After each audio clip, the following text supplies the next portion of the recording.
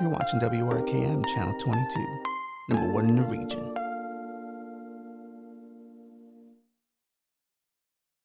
The following WRKM broadcast for mature audiences only. We curse a lot on this show, even though we're not allowed to by contract.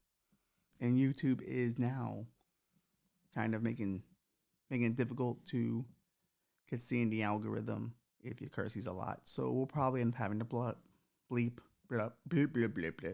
the curses in our future episodes. So our previous 86 will be held against us in the algorithm. So here's to another 86 of doing it the quote unquote right way. So YouTube doesn't demonetize us at any point. It's Saturday night. We're back after a long break. For how long, who knows? Only the gods do. Set of talks we can't have when the sun is up.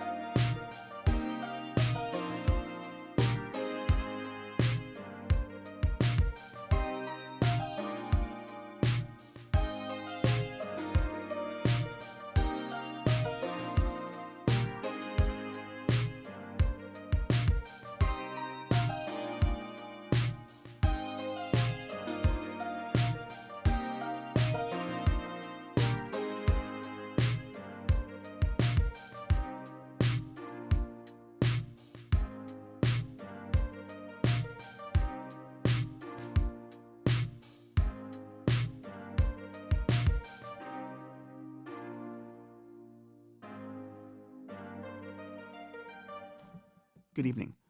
I'm Ralph Martinez and in Darkness. We're back. Yay. Everyone's happy. Sent on a semi-forced sabbatical from WRKM. They suggested it. I don't know why. Suspect stuff going on these days at the Donkenheims. Can't read the tea leaves. Probably shouldn't call my bosses live on air, but I'm gonna do it. Maybe they can explain to my 100 fans, why was I away so long? Wasn't like I said anything controversial. Never on this show. We are good boys. We never cause any trouble for anybody.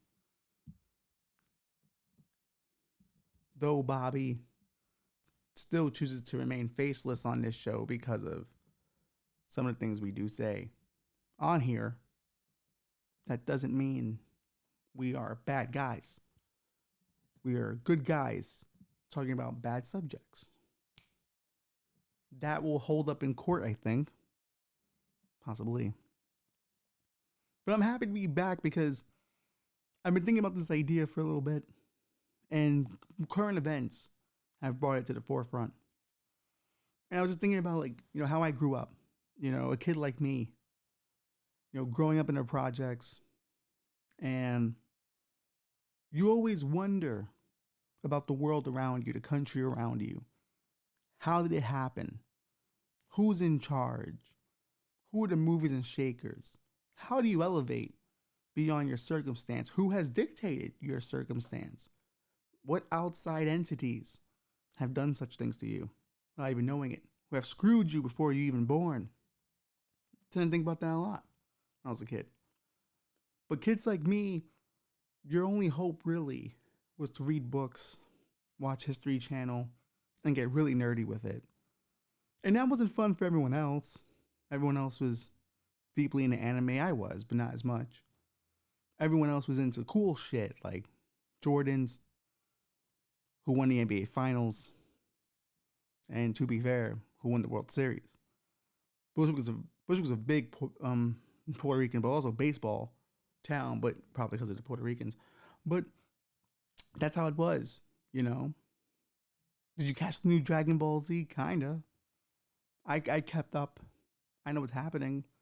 But have you read this book about the Freemasons? No? Just me. Kind of hard to have those conversations with kids in 5th grade, or the 6th grade, or the 7th, or the 8th. In high school, you kind of start to find those people who are like kind of into shit like that. Alternative history, as they call it. But that's the thing about it. Like when you're growing up, at least where I come from, you look around and all you see are the usual stereotypes of growing up in the hood. You see the cops as your enemies. You see the drug dealers, the men with power and influence. They can, just one altercation with them just leads to several lives ending.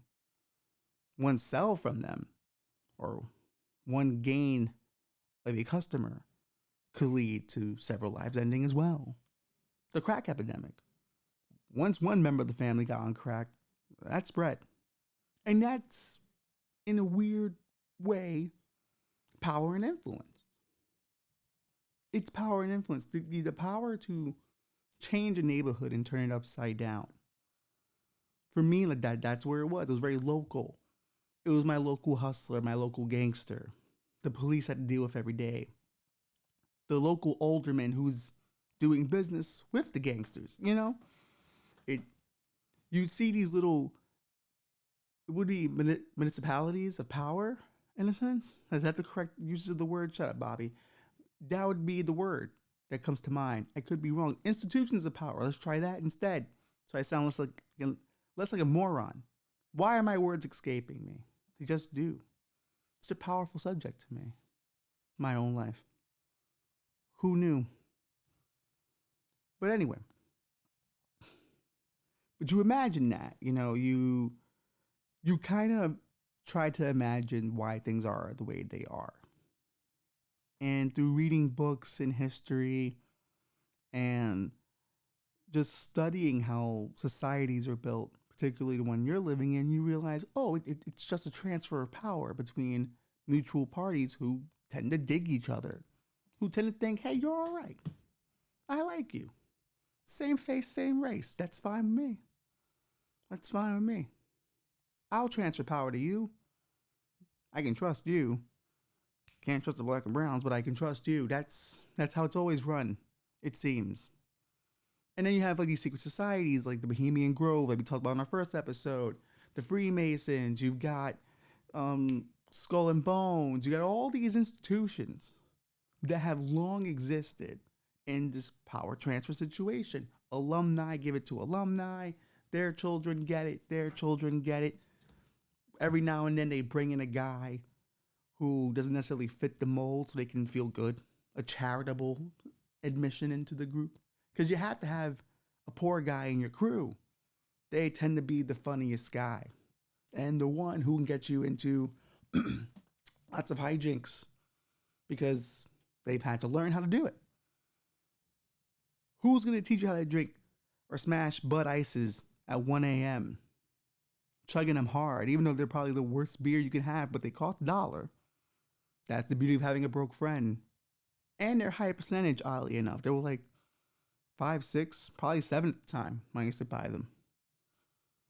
Because you got Bud Ices.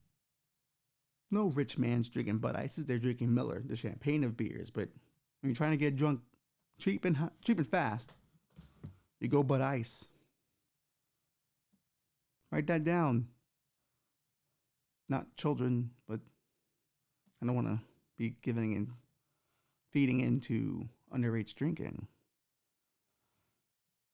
But that's your life, bruh. That's your life.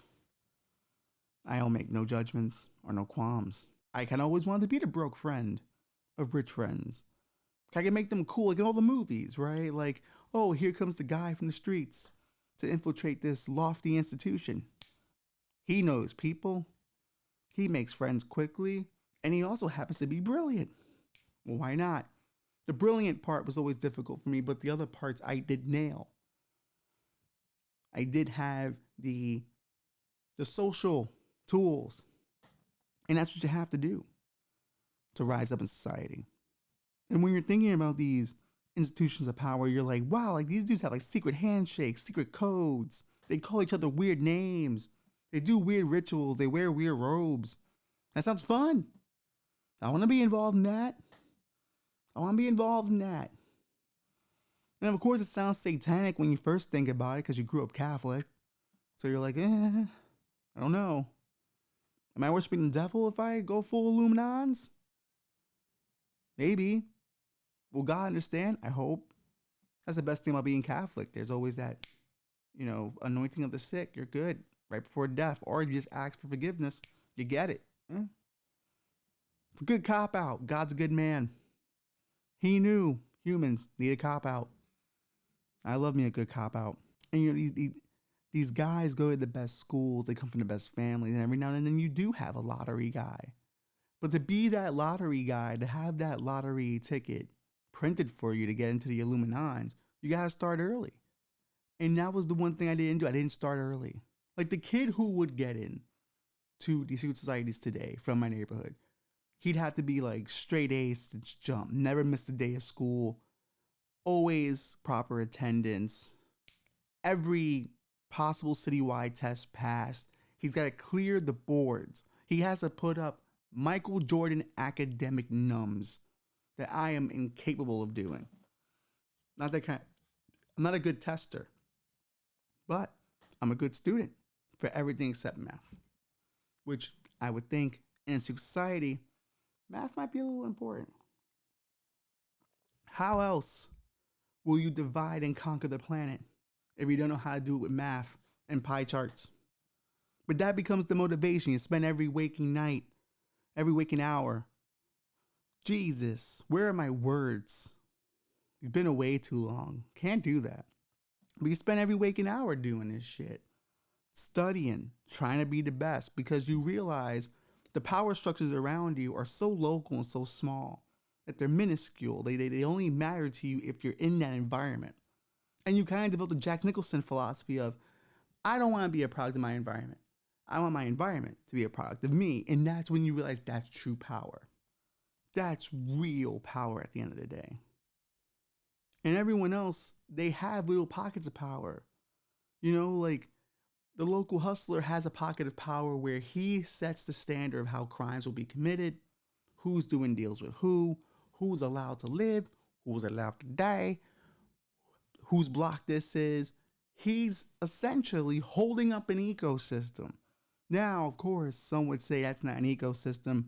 That's a criminal ring. But criminal rings are ecosystems and they are societies. They're built on a level of trust, which all societies are built on. When you walk out the door, you're trusting the world not to hurt you. That's it. That's all it is. I'm walking down the street. We're all going to follow the same rules, right? We're not going to murder. Not going to rape. We're not going to get crazy with it. We're not kidnapping out here. We're being cool fucking people. And some people don't agree to that agreement. They renege. They decide, no thanks. Didn't work for me, brother. Or you make little disagreements. You shoplift here and there. We all have committed some crime on a long enough scale according to the federal government. Some law we didn't even know existed. Some agreement we signed that we didn't read. That's what it is. But these people of power and these people of leadership, they make the rules. And who wouldn't want to be the guy who makes the rules? Or at the very least, friends with the guy who makes the rules. That's what you want to be. So a kid nowadays, it's got to be motivated. You got to be motivated. Or you go full beautiful mind where you're kind of like, duh, but you're super smart and you have skills. But you're also too duh to realize that maybe that's too much. Maybe having a social life is good too. It's the balance. It's the balance. But I always wanted to be one of those kids that took the time to do all that. I should have probably joined Model UN. I could have been someone involved in extracurricular activities. I could have been building up a good resume to join the Illuminati. But I didn't because I was lazy. But there's some kid out there who's fucking... He's in Model UN right now. Let's paint the picture. This kid that we're talking about is in the Model UN right now in his school, right? And he's been given one of the shittiest countries to be a representative of because they have no action. The country of Moldova. They have no action. all they have is beautiful women. That's it. Anytime I've heard of anyone talk about Moldova, has always been the women are beautiful. The landscape is beautiful. What do they produce? I don't know. What do they do? What are they like? I don't know, Scandinavian? I don't know. That's it. And now you're stuck with this country model UN. What do you do with that? You gotta get creative. If I'm in model UN and I'm that kid who's been stuck with that country, I start making some deals. I start making some deals with some other countries. First things first, calling up Russia. Calling up Rush. Hey, you want to throw some ICBMs up in here? Build some sites? Is that legal? Doesn't matter. We'll make it legal. We're allies now. We're gonna take this whole model UN down. These kids have no idea what's coming. None. And when you announce it to the rest of the class, they're like, wait, what? You can do that? Yeah, we're doing that. He's putting nuclear missiles in Moldova. Now I'm a power player. And what does he get out of it? Expands his reach. You get to be accompanying a superpower expanding their reach. And you also have your own little bit of power. What's Algeria going to do when Moldova comes through going, I got these ICBMs, right? And I've been given permission to use. So what's going on, bruh? How far you want to take it? All the other Model UN students would be scared shitless. They'd be trying to make the same deals, but too late. They wouldn't. They'd be too scared because they wouldn't be within the rules. Your teacher keeps telling you can't make these side deals. You can't offer weapons you do not have to other countries to wage wars on your behalf. And what does she know anyway? She's getting divorced. Her husband's leaving her for the next door neighbor. Her son's doing fentanyl. She has no dominion over her own home. And now she wants to have dominion over the world? No, thank you. This is our Model UN now. That's how we're operating. Moldova all day. Pretty women, nuclear bombs. Now you got two things to be known for. And you keep making deals with other little Model UN countries.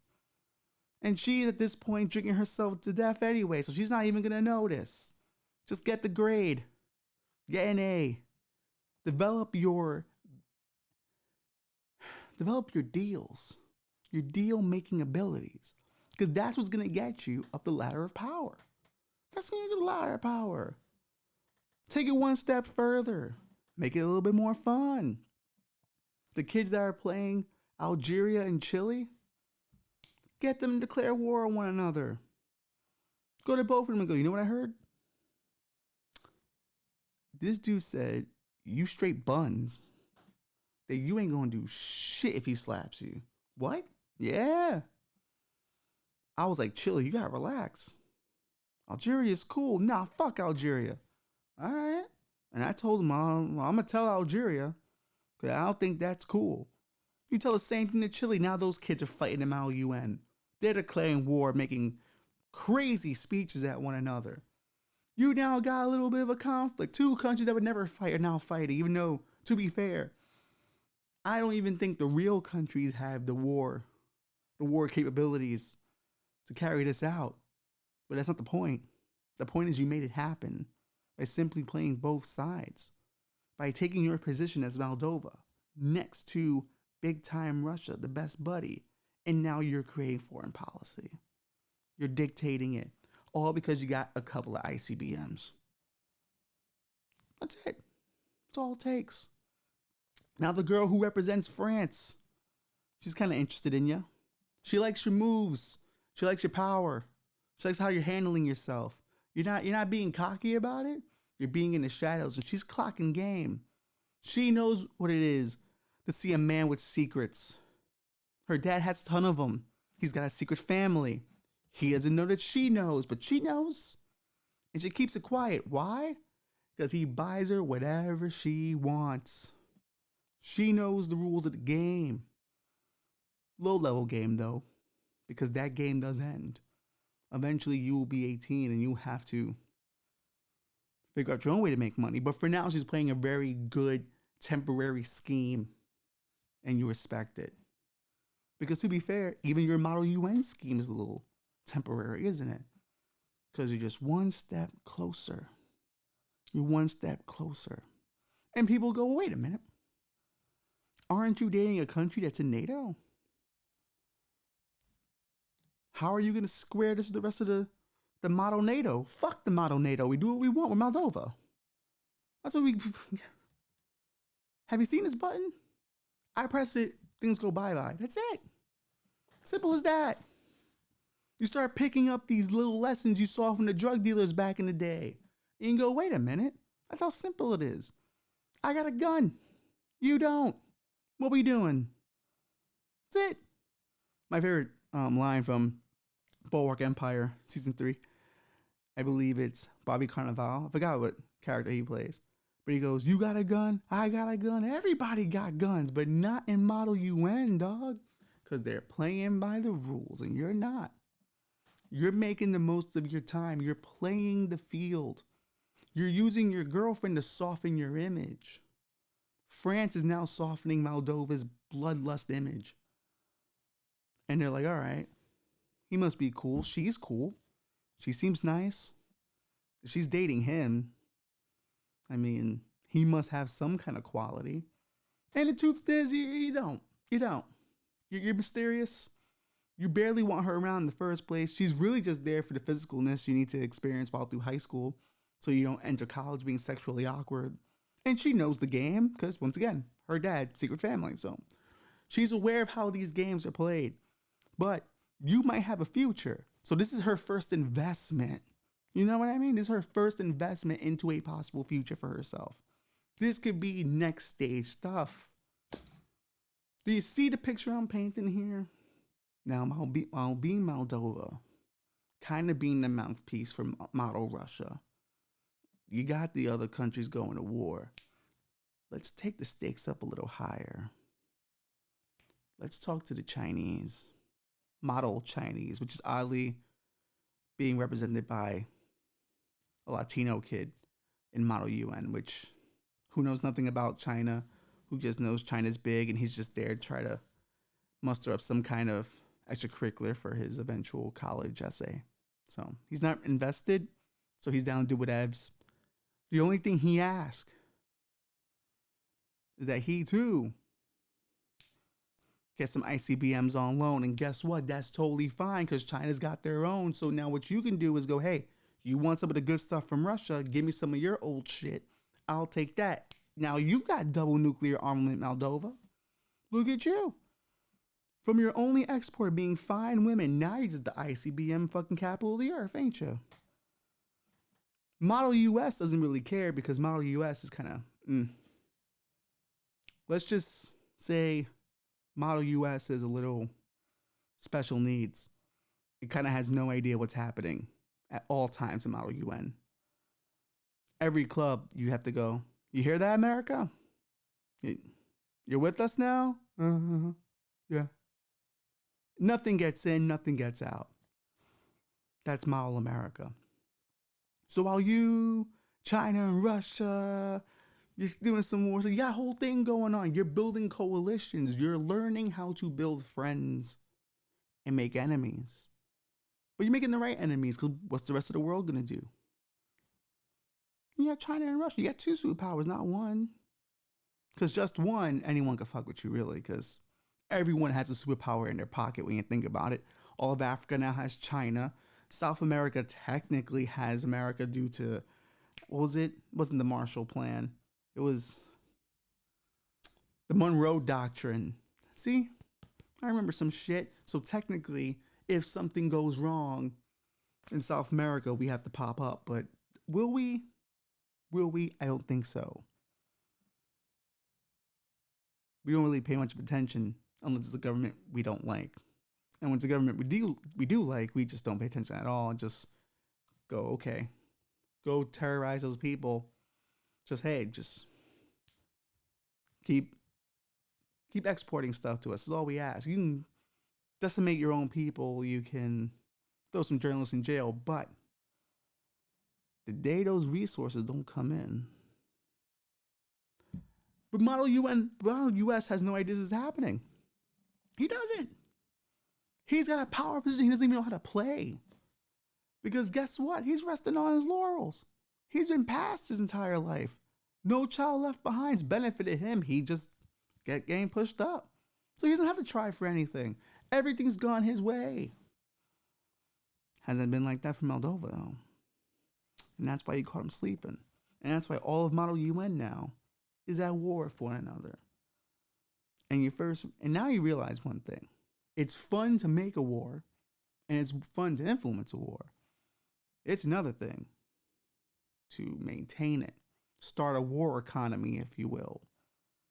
Now you're talking to the other Model UN kids. Hey, how many guns you need?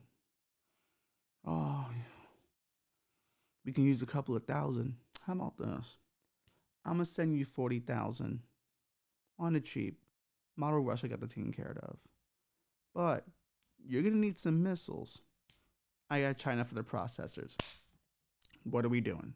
What are we doing? Are we in business or what? Damn, Moldova. You're good. You're good.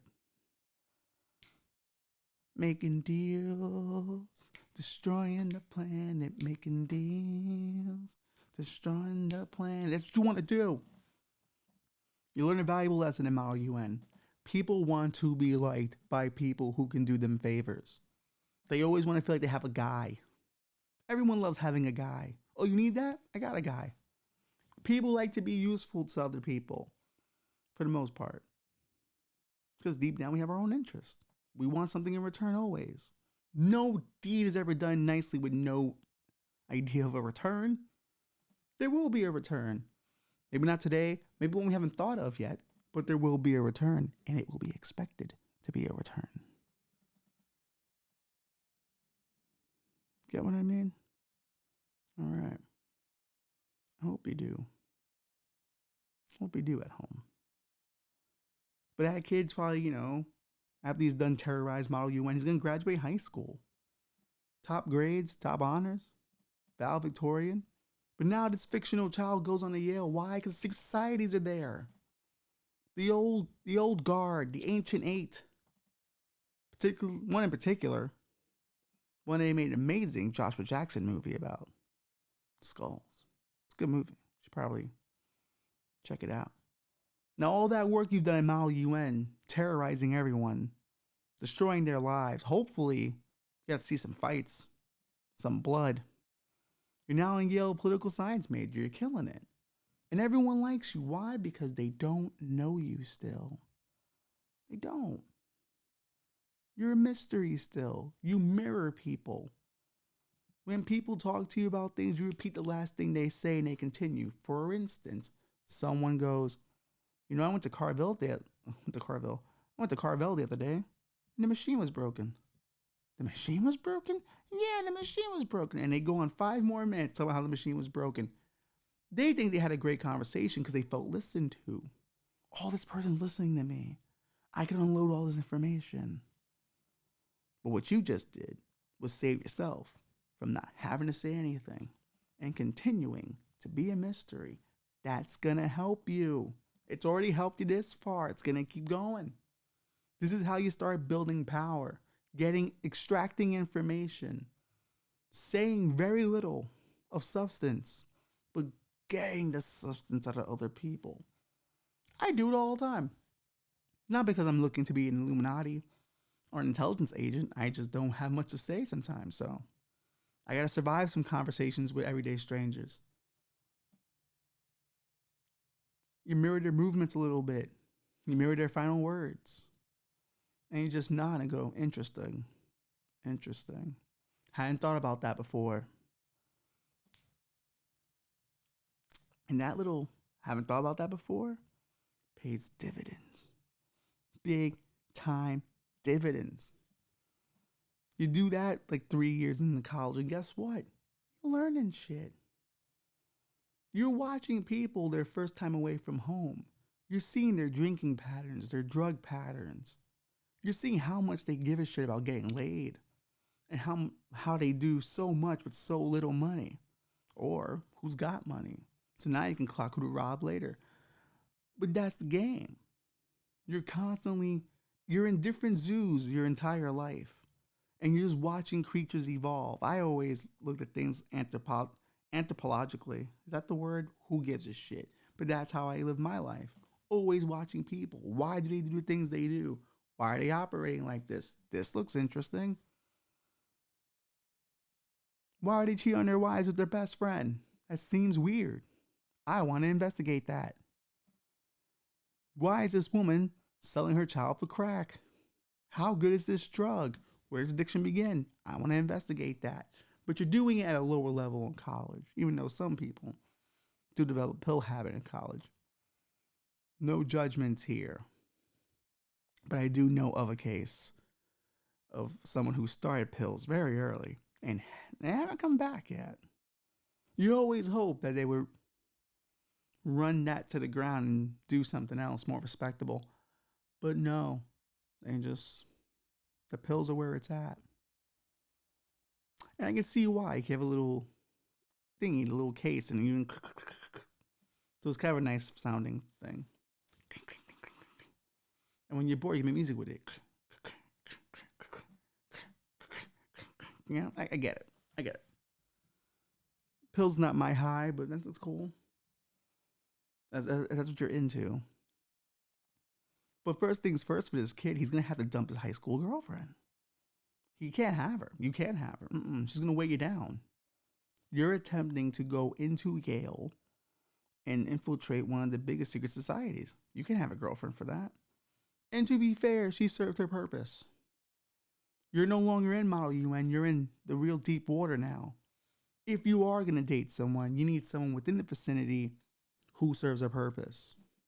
And a high school girlfriend, the high school girlfriend's a good story, even though like it does win you some points. Like, oh wow, he stayed loyal to his high school girlfriend.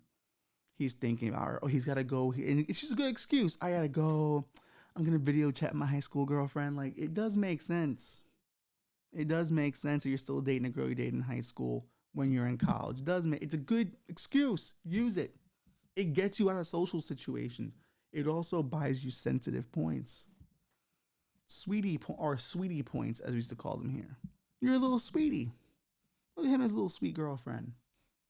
But that's not what we're aiming for here.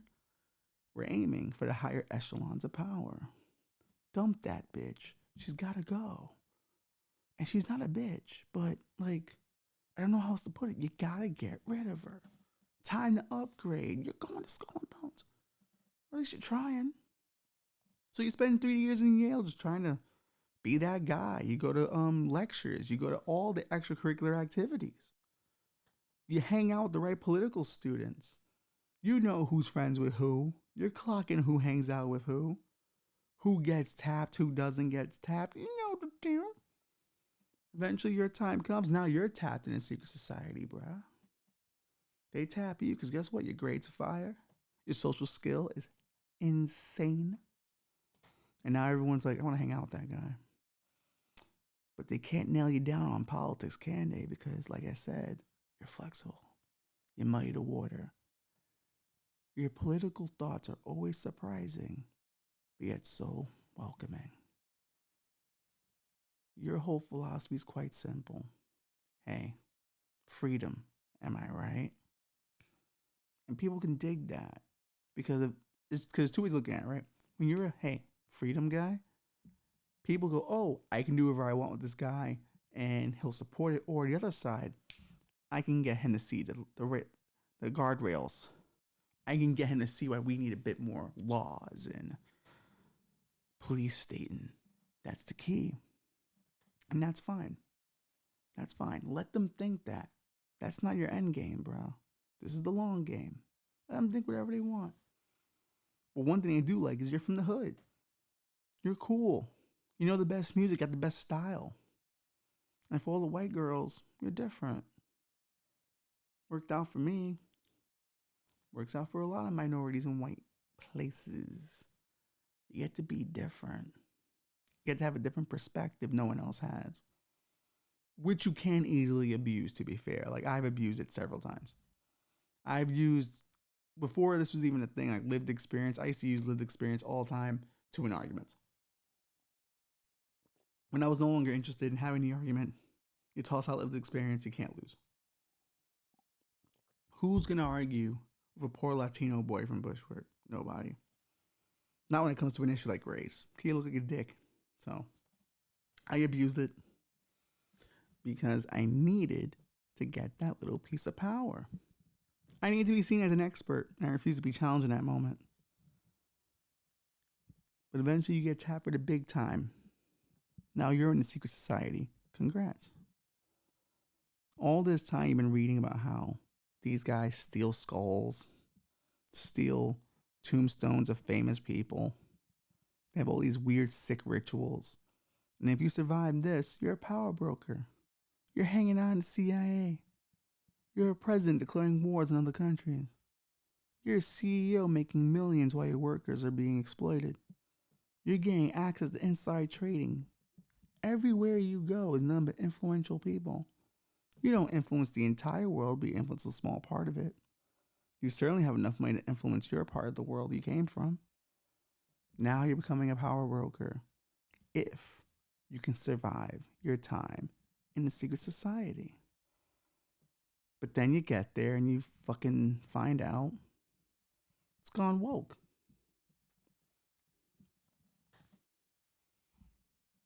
It's gone woke. They no longer see the benefit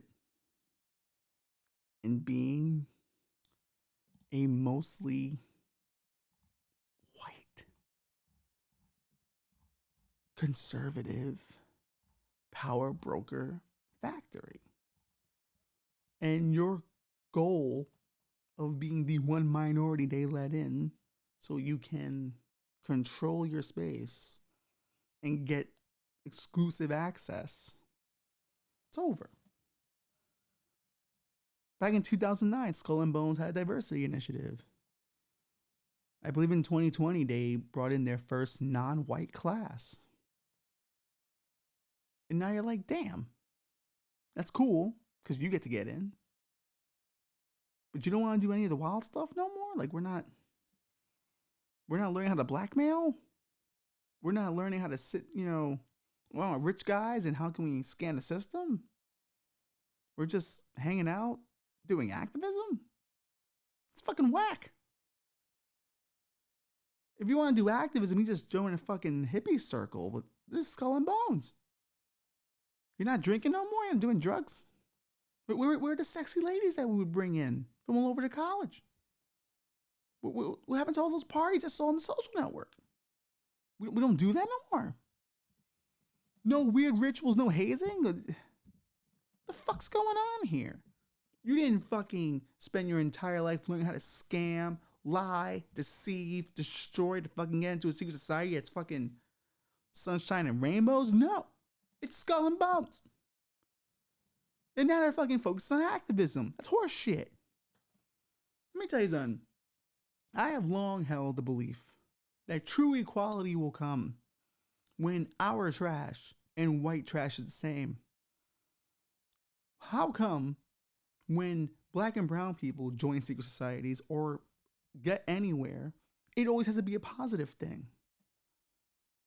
Why are we always associated with like Martin Luther King and the Disney style of just, well, they're just such great people. They're just so adorable. No, we want the right to be sociopaths too. We want the right to join secret societies and become power brokers and fuck the rest of them. It's not fair. The diversity is fine. Open it up. Bring more different people of color and different ethnic backgrounds into these secret societies. But don't lose the cool part. The exclusive part. Treating people like trash. That's the whole point. Why would I join Skull and Bones to do activism? That sounds boring. I want to do coke off Geronimo's skull. I want to drink out of fucking President, what was it? Which one had? Monroe? I want to drink out of his fucking skull. I want to get weird with some chick in a fucking tomb or something. Like, goddamn. This is supposed to be fun. I want to meet someone's rich, influential dad who will eventually give me a job down the line so I can eventually give someone else I know a good job down the line and create a little power circle. He's my mentor. This guy's my mentee. And now I'm moving up in the world. We're going to cause chaos. I would like to be able to gain access to the CIA so I too can wage war on places like fucking Paraguay. Like, it's kind of lame that we don't get to be sociopaths. Now it's all activism. True diversity is going, hey, you know what? The world has been run by mostly white sociopaths. Can we just give it up to the black and brown sociopaths for a little bit and see how good they do? Because at the very least, it'll be far more stylish than what's going on now. Be a lot more fun, a lot more trendy. We never get to be sociopaths. We never get to get into institutions and run them fully and truly destroy the world around us. Obama just did some drone strikes. Wasn't enough. He didn't do no New World Order shit. And that's why I was originally excited to hear about the diversity initiative at Skull and Bones. I was excited because a kid like me would have loved to have been part of that initiative. Someone who had learned the ins and outs of wheeling and dealing and surviving and taking and stealing. That's what I would have loved to have joined. But now you can't. Because Skull and Bones is all about activism now, bro. You can't. Skull and Bones, the oldest of Yale's senior societies, according to Atlantic, was formed in 1832. Other groups, composed mainly of Bones rejects, well, that's cute. That's kind of sad too, followed soon after. The 8 ancient societies, each own private buildings known as tombs, where members meet twice weekly for dinner, debate, and bios. A ritual in which members share their life histories. You see, you mean to tell me I gotta do these bios things and I can't blackmail my fellow members? That's the whole point. If one of them tells me about the life they're having in secret from their family, that their family found out it would destroy their lives, how am I not supposed to use that to elevate my place? If I am a minority joining a secret society, how can you expect me to not want to use that as blackmail to get more shit so I can be a Puerto Rican sociopath? In power, potentially a CEO in the future. What? How is it fair? Why is it always activism when we do shit? Why can't it just be, hey, we just want to commit cool crimes too? I want to commit war crimes. If you really sat down, okay, and had explained to me and my friends as kids, hey, if you do good in school, just be good students, do some reading, figure out the world around you, and you too can just be at a dinner and say some offhand remark that causes the destruction of an entire industry. Sign us up. We would have been into it. But no, everything we do has to be super positive and look how we're thriving. You can thrive and be a sociopath. You can thrive and cause the destruction of others. But we're not allowed to. Everything we do has to be super fucking positive. Today, many societies continue to resist students' most progressive demands. Well, at least someone got the fucking memo. When the Bones class of 2019 took down portraits, some of their predecessors were aghast. Apparently, they took down the white portraits to put up black portraits as a way of protesting not letting in other people of color.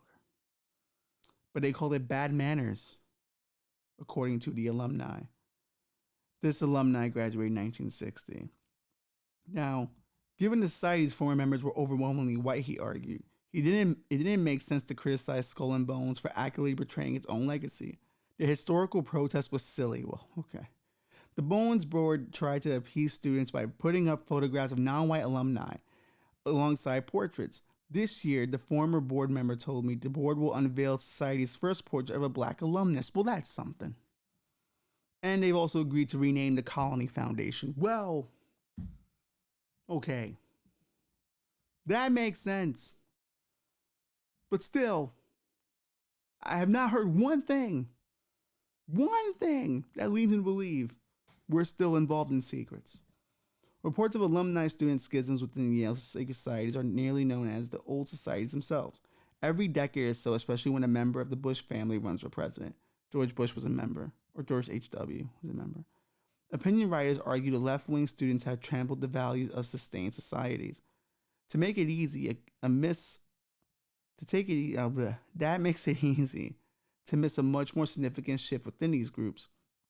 A picture of members of Skull and Bones or any other ancient eight secret societies, you'll probably conjure a preppy white guy who summers on the Cape. Well, no shit. That's what I want to do. I want to summer on the Cape. Not as a white guy, but that's me. I want to summer on the Cape. In fact, recent years, the demographics of Yale's elite organizations have utterly transformed. In 2020, Skull and Bones had its first entirely non-white class. Every year, the society admits 15 rising seniors. Selections must be unanimous, and members have the final say. Today, Skull and Bones, hold on, yeah. We're getting used to this new monitor setup. Today, the idea of Skull and Bones selecting someone whose dad was a Republican president is inconceivable. But why? Why? Those are the rich ones. I don't want to be around the poor ones. I want the rich ones. It's fucking lame. But this part gives me hope. This Caleb Dunson. In 2021, the Yale sophomore published an op-ed in the school newspaper, "Abolish Yale," which seems a bit aggressive. In the essay, this mod, we gotta work on the HDMI cord, buddy, because it's prickly a little bit. In the essay, he described his discomfort attending affluent holiday feasts for students while homeless people suffered in the cold nearby. Well, maybe they should have thought about being in a secret society someday, and they would have inspired them to do better. That's my opinion. The school operates under the assumption that only a small group of remarkable people can push forward in humanity. Well, no bullshit. That it is. It's a fact. Only a few. Not everyone can be great. There's a reason why LeBron's LeBron and I am me. We're just great in different ways. Maybe. It started off excluding women and people of color from a student body. Now parades them around for diversity photos and social justice brownie points. Well, brownies are tasty. Even if the university made marginal changes, which Dunson argued, it had been reluctant to do so. Its nature would remain the same. Since we can't change Yale, we have to tear it down. Ballsy. Look at him standing up for the right people. Look at him standing up for diversity, including women and African Americans and Latinos into the Yale culture. He's got a point. Historically white colleges, bad. Bad for America. Really fucking racist. I wonder what he's doing now. Oh, look. He now is a member of the Ancient Eight Society. When I asked him about the apparent contradiction, he said he decided to join to make new friends and be part of a community, but acknowledged that he was attracted to the status of being in a society that confers. That being in a society confers. Once you get a tap for a society, it's funny how quickly you get invested in the preservation of that society. Well, no shit. Because it's cool. You're in a secret club. You got secret decoder rings. Keep motherfuckers out. Based on numbers. Not race, gender, and all that shit. Based on numbers. That's how you do it. Activism. The most common argument current and recent members give for preserving societies is that by opening them up to groups that have previously been excluded, they can help diversify the elite. Now, Al Canales recalls being tapped by a senior by a senior who wanted to keep the Latino line going. Once inside, Canales focused on different diversity metrics. I chose three trans people, Canales told me. That was my specific goal. Okay, I like that. I'm all for trans people getting in secret societies, but are they going to be power hungry sociopaths? Because that's the important marker. If you want to go do activism, there's plenty of groups to do that. Listen, we need a diversity Illuminati. We do. It'd be great. Because that's how things get equal. Once everyone has blood on their hands, we're all equal under God. Isn't that how it works? Isn't that how it works? So I hope that kid who gets into Yale after being a fucking terror in high school looks around and goes, you know what? This is bullshit. I didn't work my whole life to get into a fucking secret society. To have these motherfuckers go woke on me now. That's some bullshit. We're bringing it back. I'm gonna start blackmailing guys. I'm gonna start collecting money from dudes. I'm gonna start holding shit over their heads. I'm gonna start banging some of their girlfriends just because they can. And I'm an alpha male. Now, the one thing you don't want to do, hypothetical child, there are pretty girls in these societies, but do not date within the society, because what's going to happen is what happens to all great men. Pillow talk. Pillow talk has took down more great men than assassin bullets. No assassin's bullet hits quite like pillow talk, because it gets you into personal. You just finished having sex, you're smoking a cigarette, you're feeling vulnerable, you start spilling secrets. Do not date within society. But do have a girlfriend for publicity purposes, though. Make sure she's in a cool major. A major people respect. Matter of fact, go school teacher. They don't require much. They're happy for the most part. They spend all their time with children. They're feeding their natural instinct to want to be a mom. Now, you can hold out a little long in that, because being a dad will make things difficult, and being a power broker, because you have to elevate and not worry about a family. She needs to be able to live her own life while you're out there working late nights in the society, making friends with the right people. She has to be able to entertain herself. Go have fun with your studies. I'm hanging out with the guys. Remember, she doesn't need much. It's not about her. It's about you getting her the access you have. See, the beginning of Social Network, it's great fucking seeing, because he's not wrong. She does go to BU. He does go to Harvard. She probably should have been more thankful that he was going to take her to the Porcellian and those other clubs. Just saying. If he got in, just saying. Someone's got to have the access to power. Wasn't going to be her. But do not get caught up in pillow talk. Have fun. Don't have too much fun. And I hope these new kids that join the secret societies and do come from these diverse backgrounds take a look around and go, you know what? Don't patronize us. Don't do that. We're here to get our hands dirty. We're here to ruin some lives. And unless you're going to let us do that, then quite frankly, this society is not equal. And that's the true diversity that we need to have in secret societies. My opinion. Bobby, you look horrified. I'm happy. Because it's the truth, Bob. At what point do we get a chance to go from kid who grew up in the hood to full-on war criminal? Not often. But if we're lucky, and this DEI initiative works out, and the right kids get in, the right ones who have a lust for power and a lust for material. Remember, you guys are pioneers. They're pioneers.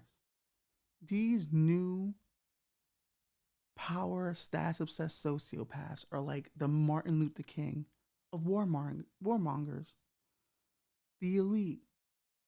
This is our shot to call the shots. And I'll be damned if our secret societies aren't going to let us to have our fun.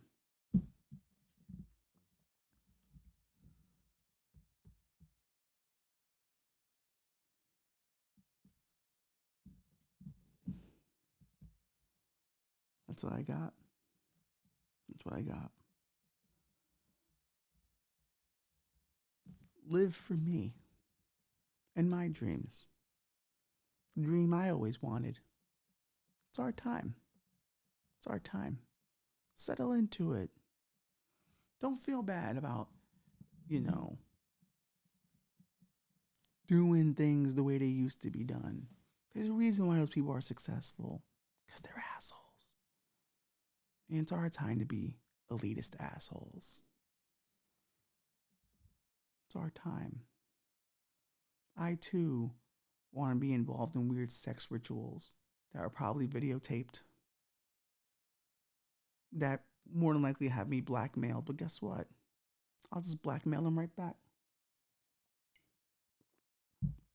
That's what I would have done if I was in that scenario. Eagle eye, keep information. Use those relationships wisely. Do not fail us. New diversity Illuminati hires. This is our shot to prove that we can be just as bad as the rest of them. That we can spread rumors. That we can spread lies, deceit. That we too can aim for the stars. That we too, if we can just see it, if we can just hold our first charred, dead child body on a war zone, it's almost there.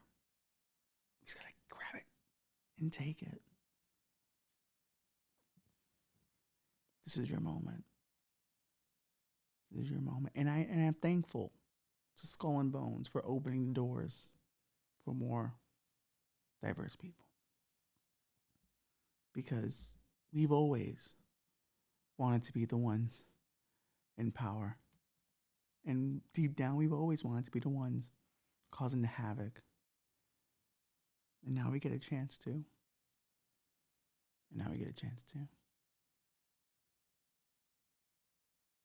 Because the truth is, no matter what you do on this planet, what your legacy is, I think we all know how this one is going to end.